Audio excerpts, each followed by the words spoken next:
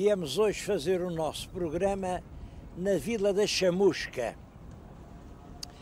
Vêem a vila aqui, isto fica aqui embaixo, é uma terra realmente bonita, não tem nenhum daqueles edifícios que estragam o conjunto, mantém ainda uma grande unidade urbanística. Vêem passar ao largo da vila um largo curso de água, é o Rio Tejo, e ao longe, a fechar o horizonte, vêem-se umas serranias entre os turbilhões das nuvens, é a Serra da Aire. Bom, estamos portanto aqui onde acaba a Extremadura, começa além, começa no Tejo, a Extremadura, e para o lado de cá é já entre Tejo e Odiana. Devo-vos dizer que é uma região que não tem assim uma história gloriosa. Não houve grandes batalhas, não houve heróis de espadas cutilantes, não houve grandes figuras, mas é uma história extremamente interessante. Uma história de trabalho, de esforço, de povo, de suor, de terra mal partida. Sabem que o concelho tem 760 quilómetros quadrados. Bom, e tem 12.000 habitantes. Se o meu telespectador tiver aí uma maneira de fazer a conta, faça rapidamente a conta. 760 quilómetros quadrados por 12.000 habitantes dá nem mais nem menos que 65.000 metros quadrados por cabeça. Quer dizer, aqui, cada habitante do concelho corresponde-lhe estatisticamente 65.000 metros quadrados. Eu disse estatisticamente porque realmente não é assim. Os proprietários aqui são umas dúzias, poucas. Eles têm realmente propriedades com centenas ou com milhares de hectares, com grandes florestas, com ganadarias. Bom, e depois os outros têm o seu trabalho, têm as suas mãos. As mãos com que trabalham, que são realmente ainda o mais importante que a gente tem. Como eu tenho dito muita vez, o essencial da filosofia está nisto. Se a gente é o que tem, ou se a gente tem o que é. Estes chamusquenses têm o que são, e são uma bela gente, como vamos ver.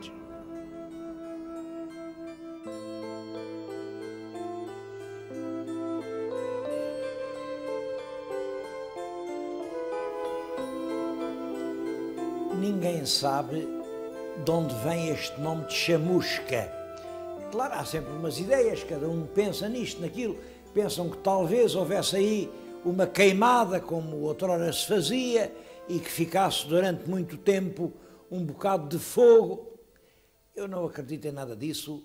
Uma queimada chamava-se queimada e, portanto, chamusca não tem nada a ver com queimada. Agora, tem a ver é com chama.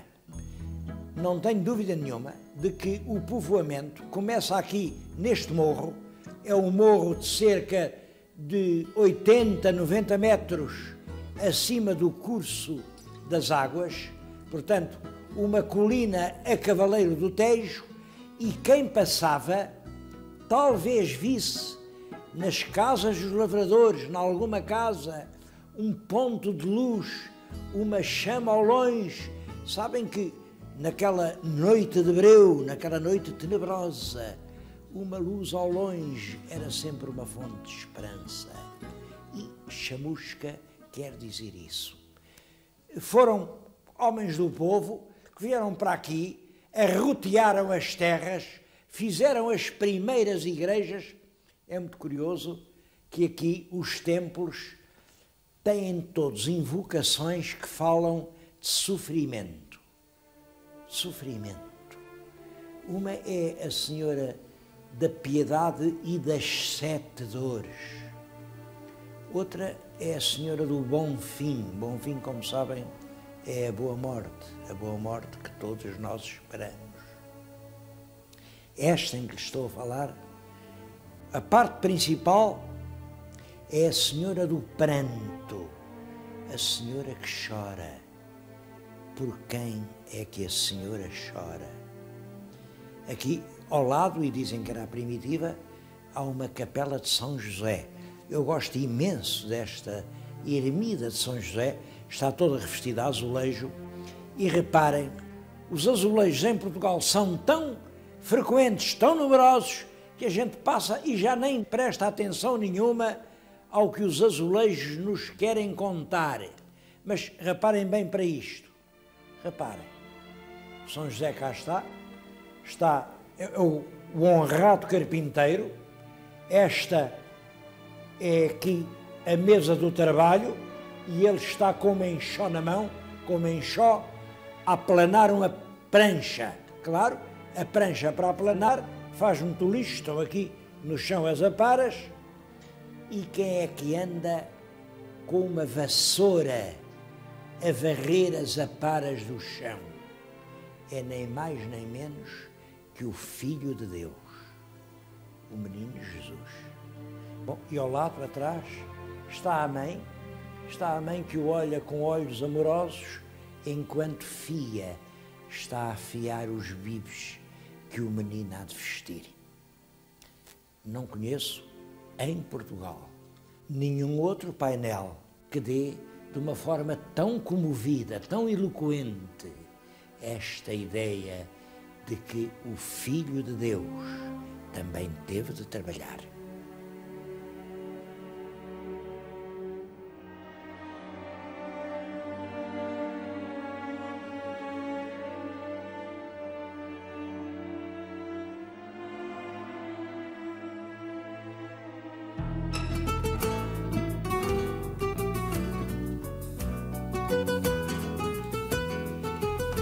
E a Chamusca é uma terra nascida do trabalho.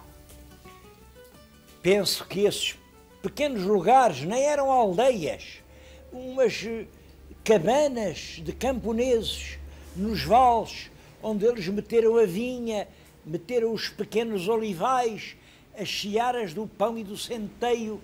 É tudo isso, quando os reis viram que aquilo já valia alguma coisa, pegaram naquilo e deram aos grandes fidalgos. Começa então a história dos grandes fidalgos aqui da Chamusca. Daqui a pouco vou-lhes contar uma. Mas isto continua a ser uma terra essencialmente popular. Ainda hoje as tradições aqui são tradições populares. Eu já viram, estou atrás do balcão de uma taberna, para recordar coisas ligadas ao vinho. Isto é um quartão. Quartão quer dizer que 4 vasilhas destas faziam o almude. Pois bem, esta gente daqui hoje joga o jogo do quartão. O quartão é... Cada um pega no quartão, atira-o com força para o vizinho passa ao vizinho a seguir, até que, é claro, há um que está com menos força nas mãos, ou até já não tem força nas mãos, deixa cair no chão. Esse tem que pagar a rodada a todos.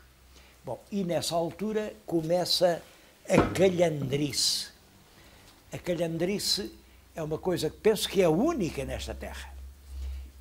Para perceberem, a calhandrice tem que lhes explicar o que era a calhandra. Quando ainda não havia saneamentos básicos, as casas ricas tinham ao seu serviço uma mulher, em Lisboa era sempre uma negra, chamava-se a negra do pote, aqui não sei se era negra, se era branca, era uma mulher que levava ao pote das imundícies e o lançava no rio. Essa mulher era a calhandra. Portanto, falar hoje em calhandrice é falar nos dejetos, na porcaria, no que se não pode contar, mas quando acaba o jogo quando o quartão cai e se parte, começa a calhandrice. E toda a gente aqui na chamusca pode dizer o que lhe veio ao coração. Pode dizer mal do vizinho, pode dizer mal da vizinha, pode dizer mal da mulher, pode dizer mal do juiz, pode dizer mal do governo, pode dizer mal da televisão, pode dizer mal de tudo. E essas quadras, eu tenho aqui um belo jornal, é o Jornal da Chamusca, que não é o único jornal que se publica aqui. Eu também tenho aqui o Mirante, mas agora vou ler, é o Jornal da Chamusca, porque publicou todas as calhandrices deste ano. Uma é com a televisão. Veio aqui a televisão, fez uma reportagem, não sei lá que reportagem fez, mas eles não gostaram, não gostaram e publicaram isto. Apareceu na televisão as obras do cemitério. Os ossos eram de cão. Mas que merda de critério. Bom, isto, na boca do povo, tem o sabor realmente de uma crítica certeira. Bom, mas as quadras, elas são muitas, são centenas, e toda a crítica da vida pública da terra fica aqui.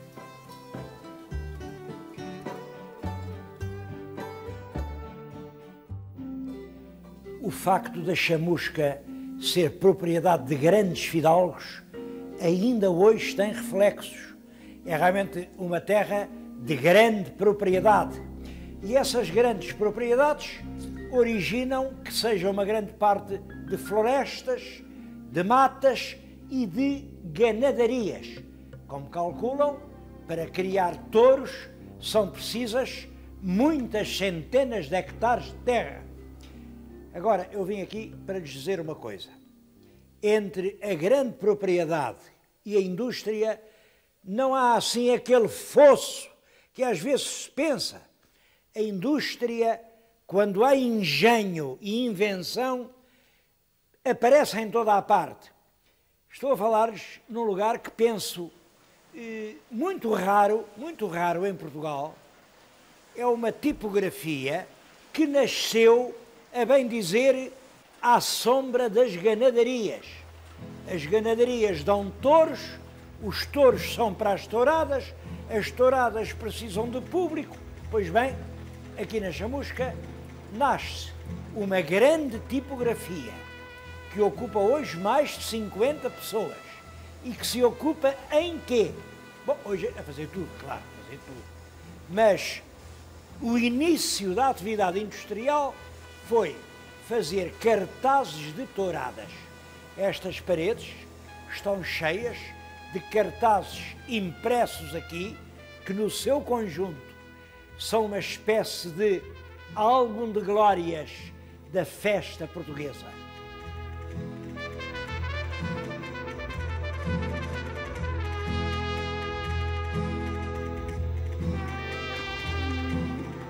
A história social da Chamusca está extremamente ligada com o regime da propriedade. No século XVI, os nossos reis tinham um paço em Almeirim, que é aqui perto. Olhem, foi em Almeirim, casou a infanta Dona Isabel. Eu daqui a pouco vou voltar a falar-lhes nisso. E com a corte em Almeirim, muitos nobres procuraram terras para aqui. Toda esta região aqui, para o sul do Tejo, foi ocupado por grandes senhores. É isso que explica que ainda hoje, aqui, no coração do país, se vejam solos férteis, ocupados ou por largas zonas de floresta, ou até por ganadarias. Estão na nossa frente a ver aqui uma ganadaria, um grande conjunto de animais, de bovinos. Ora bem, eu devo lhes dizer, onde se cria um touro, também se cria uma família. Bom, mas aqui o espaço não é para as famílias, é para os touros. Aqui no concelho há dois exemplos que são curiosos. No conjunto do concelho dois lugares onde predomina a pequena propriedade. É a carregueira e a parreira. O que é que se passou? Passou-se que na carregueira os reis desviaram o curso do Tejo e ficou um grande espaço de terra nova do qual ninguém era dono. Então os fidalgos resolveram afurar aquelas terras e surgiram famílias, vinham de toda a parte, vinham do Alentejo, vinham de Montargil, vinham lá de baixo dos Foros do Arrão, vinham da Alter do Chão, vinha de muita gente e instalaram-se ali. E hoje há uma série de pequenos proprietários. O outro caso é o da Parreira. Na Parreira foram os arroteadores. Os donos da terra tinham que pagar o esforço das arroteias. Arrotear é pegar no ferro da enxada, desfazer os penedos e meter o que era outrora pedra estéril a dar fruto e a ser terra fecunda que dá pão. Bom, mas para pagar aos arroteadores tinham que dar um prémiozito e lá lhes deram um chão na parreira. Ora bem, o que é curioso é isto. Hoje, aqui no conjunto do concelho, a carregueira e a parreira, os lugares da pequena propriedade, têm uma atividade, uma multiplicidade de iniciativas privadas, um conjunto de coisas novas, um ritmo de inovação e, portanto, um ritmo de vida que não existe em mais lugar nenhum do concelho. Tudo mais é isto, olhem, é lindíssimo, é lindíssimo. Podem dizer, para quem gosta de paisagem, para quem gosta da festa brava, isto é realmente uma alegria. Mas como lhes digo, onde se cria um touro, bem se podia criar uma família. O sistema de grande propriedade que chegou até aos nossos dias está ainda relacionado com o regime dos donatários. O regime dos donatários era isto: o rei dava toda esta região, tudo isto, a um só dono. Vimos falar nisto aqui, no lugar relacionado com o segundo donatário da chamusca. Se virem bem atrás de mim, está um pórtico manuelino, é o pórtico da Igreja Matriz da Chamusca, que foi mandado fazer pelo segundo donatário, que era Dom João da Silva. Já viram? É um pórtico manuelino, portanto ali à volta de 1500. Se olharem bem para a fachada, lá em cima veem uma pedra com um leão rompante, é assim que se chama. O leão rompante é o sinal heráldico dos Silvas. Ora bem, este Dom João da Silva tem um neto cuja história merece ser contada. É o neto que chegou a príncipe. Foi príncipe de Éboli, em Itália.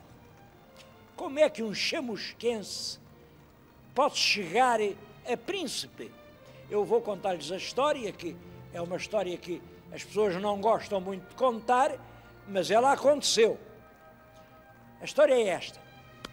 No ano de 1526, a nossa princesa Dona Isabel casou com o imperador Carlos V.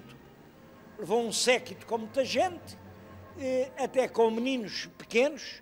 Levava uma criancinha de 10 anos, que se chamava Rui Gomes da Silva, que veio a ser o quarto donatário da chamusca e que nasceu aqui. Bom, esse menino cresceu na corte castelhana, conheceu o Filipe II, foi amigo dele e até ligou-os uma enorme amizade. Bom, eu agora aqui é que não sei porquê, porque lá em Castela há duas opiniões. Há as pessoas bem intencionadas as pessoas de sentimentos sadios que dizem, bom, eles eram muito amigos, porque a mãe do nosso Dom Rui deu de mamar ao Filipe II. Portanto, eles eram irmãos colaços e trataram-se sempre como irmãos. Outros, mais maliciosos, dizem, não é nada disso. Não é nada disso. A mãe do Dom Rui nunca foi ama do Filipe. O que acontece é que o Filipe gostava muito de uma dona chamada Dona Ana de Mendoza e Lacerda, e, como gostava muito da dona, casou-a com o nosso Dom Rui e foi toda a vida amante dela. Portanto, o nosso Rui o que era o marido da amante do rei. E por isso, o rei fê-lo primeiro conde, depois duque de Pastrana. Isso é importante para nós, porque lá em Pastrana apareceram umas tapeçarias importantíssimas para a história de Portugal. Os meus telespectadores já as viram, que eu já as mostrei. Revelam a conquista de Arzila pelos portugueses. E depois de Pastrana não se contentou e fê-lo príncipe, claro. Fê-lo príncipe a ele, para ela ficar princesa. Príncipe de Eboli, em Itália, uma cidade no sul de Itália. E ela foi princesa de Eboli. Eboli é hoje uma cidade célebre. Não é por causa do príncipe nem da princesa. É porque houve um grande escritor italiano, Carlo Levi, que escreveu um romance neorrealista, mas um romance emocionante. Os senhores, se puderem, leiam-no. Que grande livro que aquilo é. Diz, Cristo se é fermato a Eboli. Quer dizer, Cristo para o Eboli. Aquela terra é tão triste, que Cristo nem lá quis entrar. Bom, eu não sei se entrou, se não entrou. Lá que o nosso Dom Rui foi príncipe de Eboli e que esta terra da chamusca foi o berço de um príncipe, isso é verdade.